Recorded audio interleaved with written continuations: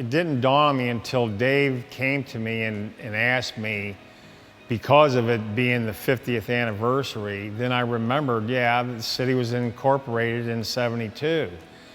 And he had a picture that he showed me of the water tower that's in Arnold, and it was the older painted one, the green one.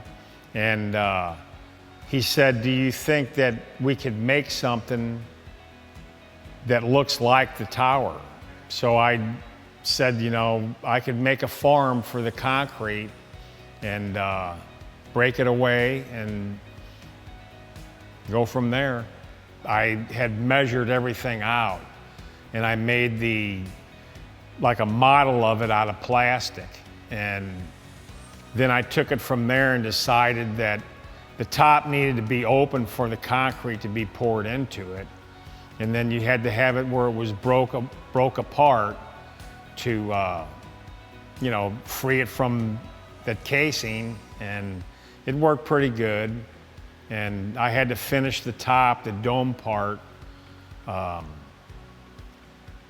wasn't easy because you can't hardly get wet concrete to dome up, so I had to stay with it and keep working with it, and finally it took shape.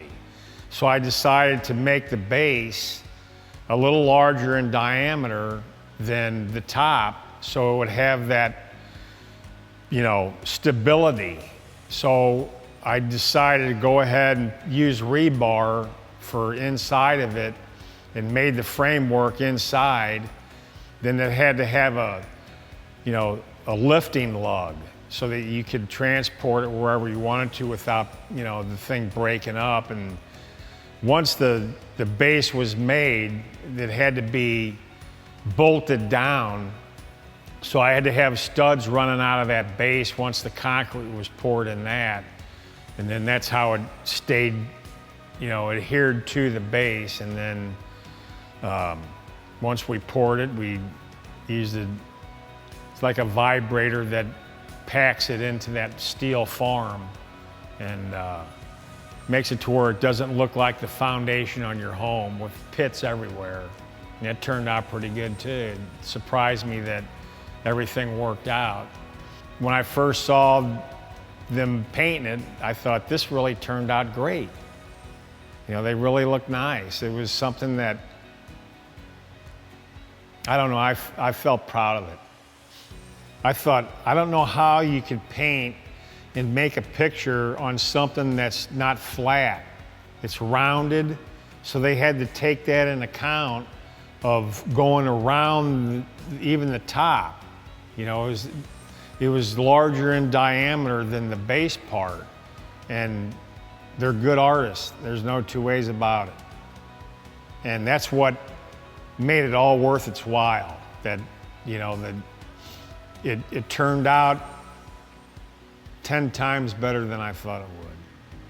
But Joanne told me, this one here doesn't have a whole lot in it, and it was with the mayor's pictures on it, but the top was kind of bare.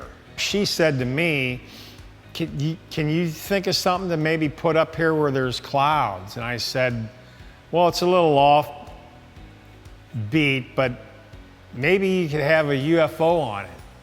And so the day ended it, and then when I came back, sure enough, she had painted a UFO with an alien sitting in it, and I thought, that is something else. So when kids see that, it's fantastic, you know, that she did that just by me saying that, and it's something else. You know, there was a lot of the guys here was, you know, saying, what's this? And as they seen it, you know, come to fruition, now they have a different view. They see that, you know, what they've done, you know, they are proud of it. And I am too. And that's the cut of it all. That's all it means, is that, you know, if you enjoy your work and your job, then you can't have any better than that.